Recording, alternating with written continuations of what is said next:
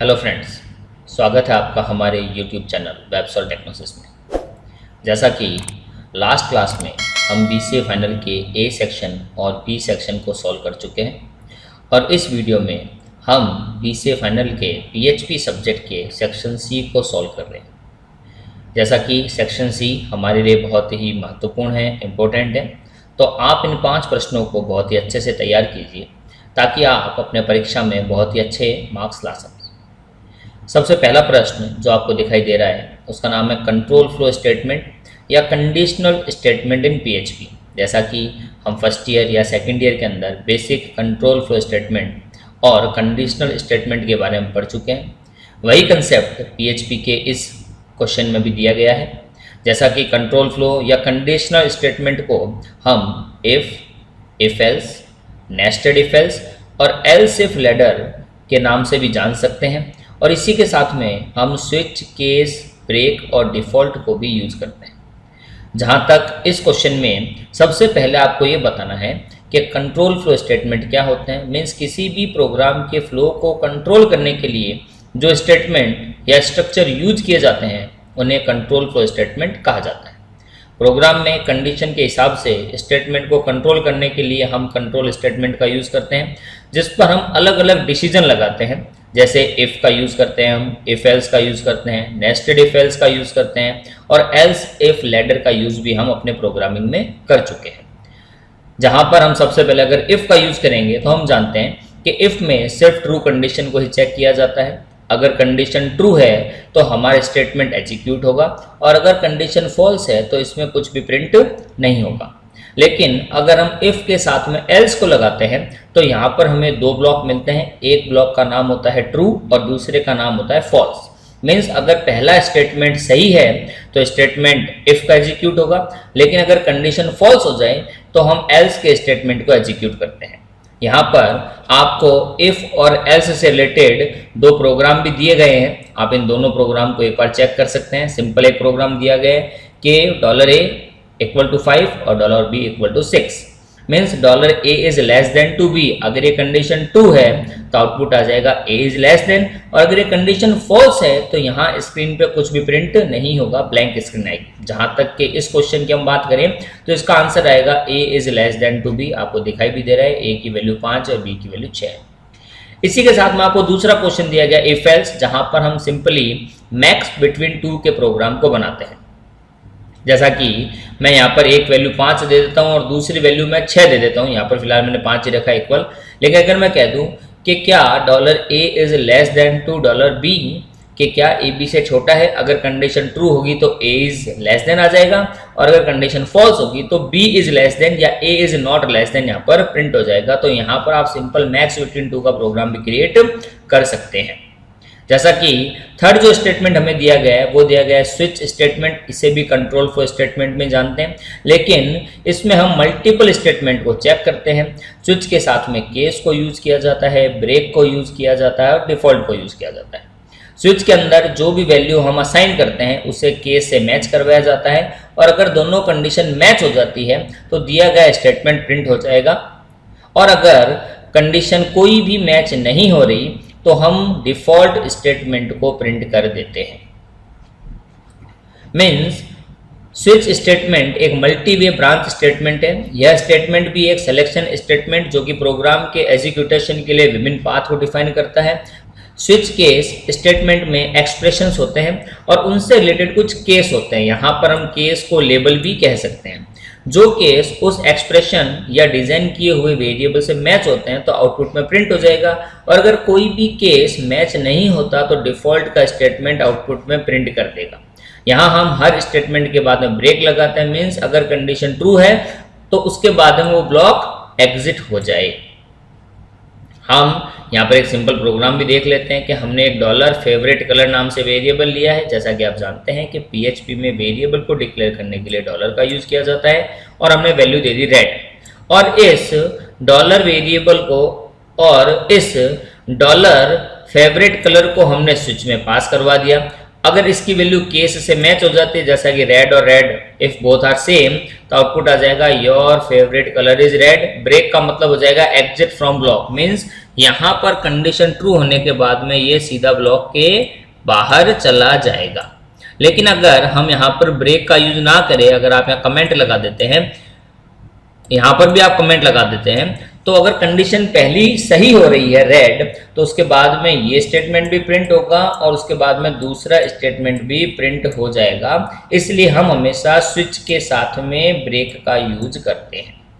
तो यहाँ पर आपको 3 स्टेटमेंट अच्छे से तैयार करने हैं। पहला सिंपल इफ, फिर इफ एल्स और स्विच केस, और इससे रिलेटेड आपको उसकी थ्योरी तैयार कर लेनी है और उसके प्रोग्राम को भी तैयार कर लेना है। क्वेश्चन नंबर 2 जो आपको स्क्रीन पे दिखाई दे रहा है वो है आपका एरे और उसके टाइप। मीन्स एरे क्या होता है और पीएचपी में एरे कितने प्रकार का है। जैसा कि आप जानते हैं कि एरे एक यूजर डिफाइंड डेटा स्ट्रक्चर है।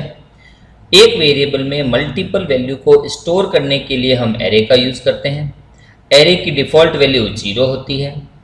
एरे में स्टेटमेंट या वैल्यू को प्रिंट करने के लिए हम लूप का यूज करते हैं। सिंपली एरे पीएचपी के अंदर 3 प्रकार के हैं, जिसमें सबसे पहले हम पढ़ते हैं न्यूमेरिक एरे, फिर आता है आपका एसोसिएटिव एरे और तीसरा आता है आपका मल्टी डायमेंशन एरे या मल्टी वैल्यूड एरे। जैसा कि एज पर थ्योरी आप देख पा रहे हैं कि एरे के जरिए आप सेम टाइप की वैल्यू को एक ही वेरिएबल में स्टोर करवा सकते हैं। यह स्पेशल तरह का एक वेरिएबल होता है जिसमें एक टाइम में बहुत सारी वैल्यू को स्टोर करवाया जा सकता है।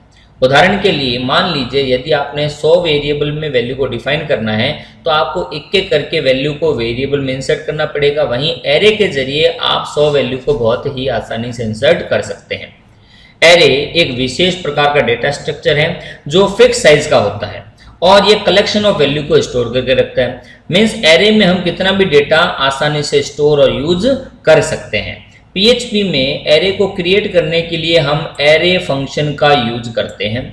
पीएचपी में एरे 3 प्रकार के हैं, जिसमें हम न्यूमेरिक एरे, एसोसिएटिव एरे और मल्टी डायमेंशन एरे के बारे में पढ़ेंगे। जैसा कि सबसे पहले हम जानते हैं कि न्यूमेरिक एरे के बारे में कि वे एरे जिनकी की वैल्यू का मतलब होता है इंडेक्स वैल्यू, कि वे एरे जिनकी इंडेक्स वैल्यू न्यूमेरिक होती है, जैसे 0, 1, 10, 11, उन्हें हमेशा न्यूमेरिक एरे कहा जाएगा। लेकिन ऐसे एरे जिनकी की वैल्यू या इंडेक्स वैल्यू एटलीस्ट एक या कोई भी स्ट्रिंग हो जाए उसे हम एसोसिएटिव एरे के नाम से जानते हैं। और तीसरा जो एरे है वो है हमारा मल्टी डायमेंशन एरे, कि जब किसी एक एरे के अंदर दूसरे एरे को डिफाइन किया जाता है, इसे मल्टी डायमेंशन एरे कहते हैं, जिसे आप नेस्टेड एरे के नाम से भी जान सकते हैं। जैसा कि सबसे पहले हम देख रहे हैं न्यूमेरिक एरे, कि इस एरे में आप नंबर, स्ट्रिंग और ऑब्जेक्ट को स्टोर करवा सकते हैं, लेकिन इंडेक्स हमेशा नंबर से ही शुरू होगा। एरे की डिफॉल्ट वैल्यू 0 होती है और हर एरे के एलिमेंट को हम कॉमा से सेपरेट करते हैं। आप चाहो तो एरे की वैल्यू को डिफाइन भी कर सकते हो। जैसे अगर आपने यहाँ सिंपल स्टेटमेंट देखा है कि हमने एक $a लिया है और जैसा कि हम जानते हैं कि एरे को क्रिएट करने के लिए हम एरे फंक्शन का यूज करते हैं। हमने यहाँ पर 3 वैल्यू दे दी, 10, 20 और 30, और एरे की वैल्यू को उसके इंडेक्स के साथ प्रिंट करवाने के लिए हम प्रिंट अंडरस्कोर r फंक्शन का यूज करते हैं। यहाँ पर आप जो मेथड देख रहे हैं ये आपका प्रिंट अंडरस्कोर r, और जैसे आप इस प्रोग्राम को एग्जीक्यूट करोगे आपका आउटपुट आ जाएगा कि 0 इंडेक्स पे 10 स्टोर हो गया, 1 पे आपका 20 स्टोर हो गया और 2 पे आपका 30 स्टोर हो गया। मीन्स वे एरे जिनकी इंडेक्स वैल्यू को यहाँ पर आप आसानी से की वैल्यू भी कह सकते हो, न्यूमेरिक होती है, उसे हम न्यूमेरिक एरे के नाम से जानते हैं। सेकेंड एरे जो है हमारा उसका नाम है associative array. Means associative array भी न्यूमेरिक एरे की तरह होता है, लेकिन इनमें फर्क इतना ही है कि एसोसिएटिव एरे में इंडेक्स को अलग से डिफाइन किया जा सकता है। आप एरे के इंडेक्स को स्ट्रिंग में भी लिख सकते हो, और इंडेक्स को डिफाइन करने के लिए हम इस सिंबल का यूज करते हैं। जैसा कि आपको सिंबल दिखाई दे रहा है, इक्वल टू के साथ में जब आप ग्रेटर देन का यूज करेंगे इसका भी यूज हम कर सकते हैं। जैसे कि आपने सिंपली देखा कि आपने जो पहले एरे का प्रोग्राम बनाया था उसमें आपने डायरेक्ट वैल्यू असाइन कर दी थी, लेकिन अब आप चाहते हैं कि हमारे एरे की जो इंडेक्स वैल्यू है, जो की वैल्यू है, वो स्ट्रिंग हो, तो आपने दे दिया एरे रोल नंबर आपका यहाँ पर स्ट्रिंग है, नेम स्ट्रिंग है, वैल्यू चाहे न्यूमेरिक भी हो सकती है और वैल्यू चाहे स्ट्रिंग भी हो सकती है। हमें यहाँ पर की वैल्यू के बारे में ध्यान देना है, और आप देख पा रहे हैं कि आपकी की वैल्यू क्या हो गई, स्ट्रिंग हो गई। रोल नंबर 10, नेम राज, और उसके बाद में जैसा कि मैंने यहाँ पर 30 असाइन किया है तो इसकी इंडेक्स वैल्यू अपना आप ही क्या हो गई 0।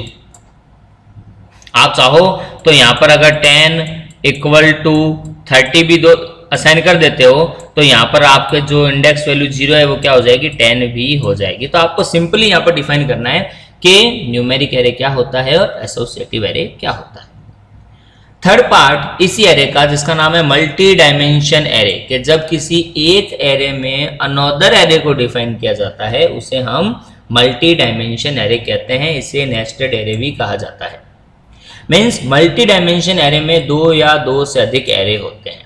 जैसा कि आप देख पा रहे हैं, आपने एरे फंक्शन बनाया है और आपने यहाँ पर पहला एरे असाइन किया है जिसमें आपने दे दिया नाम राज और क्लास 11, और फिर एक और एरे असाइन किया है नेम मोहन और क्लास 12। तो इसकी जो इंडेक्स वैल्यू वो होगी 0 और इसकी जो इंडेक्स वैल्यू हो जाएगी 1।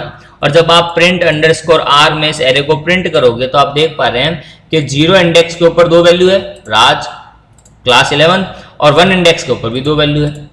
तो जब किसी एक एरे में अनदर एरे को असाइन किया जाता है इसको बोला जाता है मल्टी डायमेंशन एरे। तो ये एक बहुत ही महत्वपूर्ण प्रश्न है। आप इस क्वेश्चन को बहुत ही अच्छे से तैयार करें कि पहले एरे क्या होता है, कितने प्रकार का होता है। तो पहले आप एरे की डेफिनेशन तैयार कर लें, एरे के रूल्स तैयार करें, फिर न्यूमेरिक एरे क्या होता है उसकी थ्योरी और उसका एग्जाम्पल तैयार करें, फिर एसोसिएटिव एरे क्या होता है उसकी थ्योरी उसके एग्जाम्पल को तैयार करें, और बाद में आप मल्टी डायमेंशन एरे को भी तैयार कर सकते हैं। तो एक बहुत ही महत्वपूर्ण प्रश्न है पीएचपी में एरे कैसे बनाते हैं। क्वेश्चन नंबर 3 जो आपको दिखाई दे रहा है ये एक प्रैक्टिकल क्वेश्चन है, और जहां पर आपको दिखाई देगा कि आपको एक simple student registration form create करना है। मीन्स यहाँ पर आपको student registration form, hotel registration form, inquiry form, इस तरह का एक प्रैक्टिकल क्वेश्चन पेपर में मिल सकता है। हम ये कह सकते हैं आपको यहाँ पर एक सिंपल इनपुट फॉर्म तैयार करना है।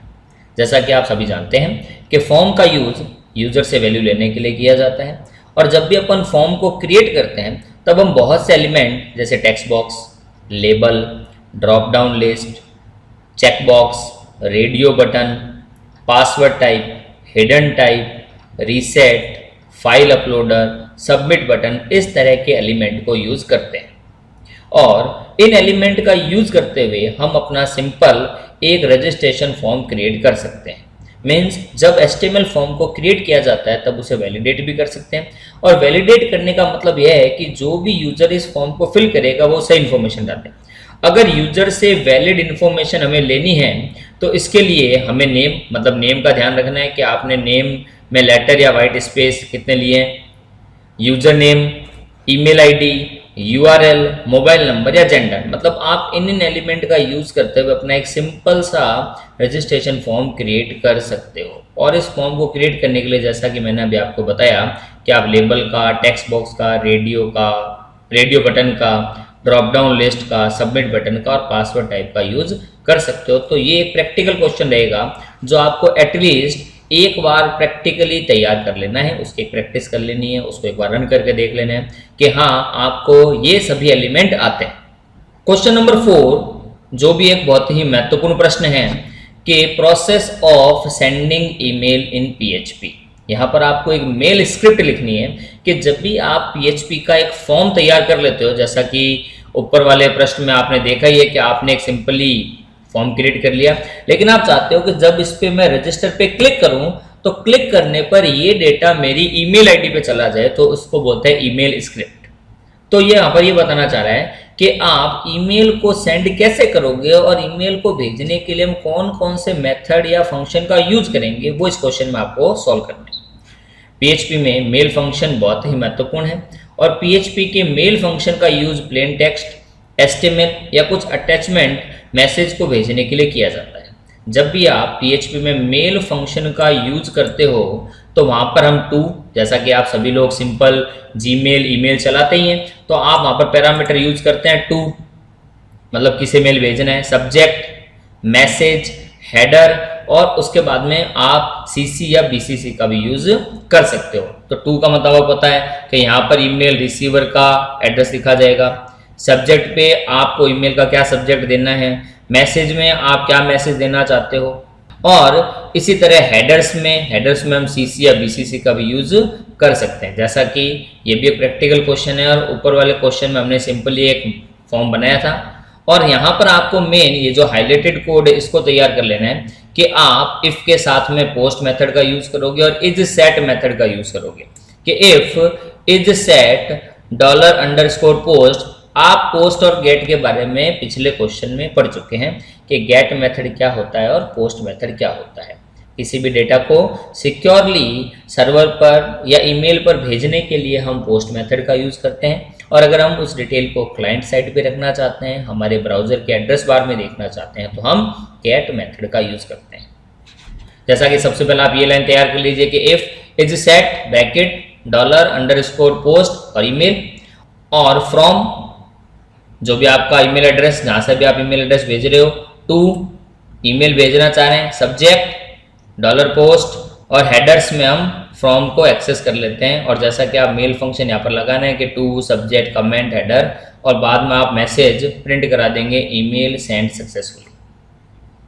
ये आपका एक सिंपली फॉर्म बन जाएगा जहां पर आपने एक बना दिया एंटर योर ईमेल आईडी और एंटर योर सब्जेक्ट और उसके बाद आपने दे दिया मैसेज के अंदर आपने टेक्स्ट एरिया को क्रिएट कर लिया और जैसे सबमिट पे क्लिक करेंगे, सबमिट पे क्लिक करने पर और इस मेथड को यूज करने पर हमारा फॉर्म में फिल किया गया डेटा आसानी से हमारे ईमेल पर पहुंच जाएगा। तो आपको सिंपली ये एक फॉर्मल मेल स्क्रिप्ट को तैयार कर लेना है। आपको ये सिंपली मेल स्क्रिप्ट दिखाई दे रही है। अगर आप पूरा क्वेश्चन तैयार नहीं कर पाते हैं तो आप इस कोड को भी अच्छे से तैयार कर लीजिए ताकि आपको एटलीस्ट कुछ नंबर पेपर में मिल जाए। ये भी बहुत ही महत्वपूर्ण क्वेश्चन है जिसको आप बहुत ही अच्छे से तैयार करें। क्वेश्चन नंबर 5 और जो इस सेक्शन का लास्ट क्वेश्चन है, यह भी एक प्रैक्टिकल क्वेश्चन है जिस क्वेश्चन में हम सॉल्व करेंगे कि हम PHP MySQL के साथ में 3 फेमस क्वेरी इंसर्ट, अपडेट और डिलीट को कैसे परफॉर्म करते हैं।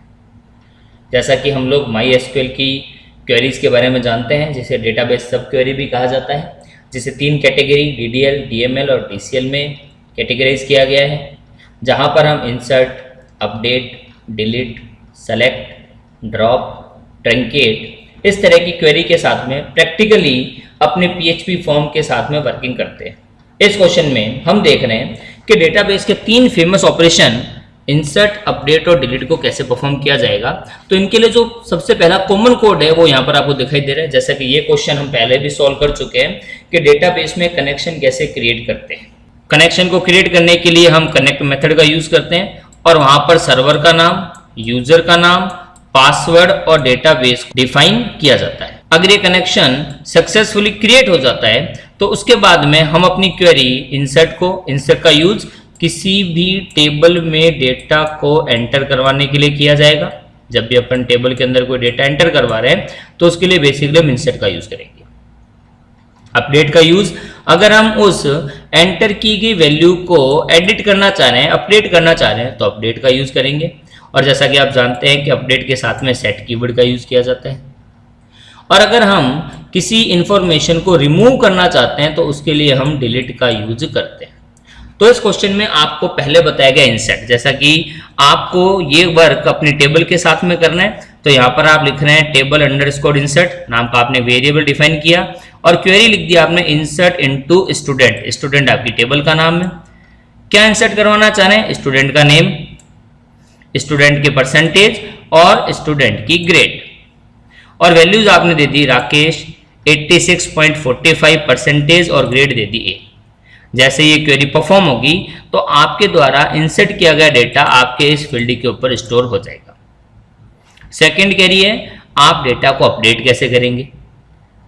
अपडेट क्वेरी को परफॉर्म करने के लिए आप सेट कीवर्ड का यूज करेंगे और आप लिख रहे हैं update student set student name equal to Mukesh, percentage equal to 50.30 where ID equal to 1 के जिसकी भी आईडी 1 है उसका नाम तो कर दिया जाए मुकेश और उसके परसेंटेज कर दिया जाए 50.30।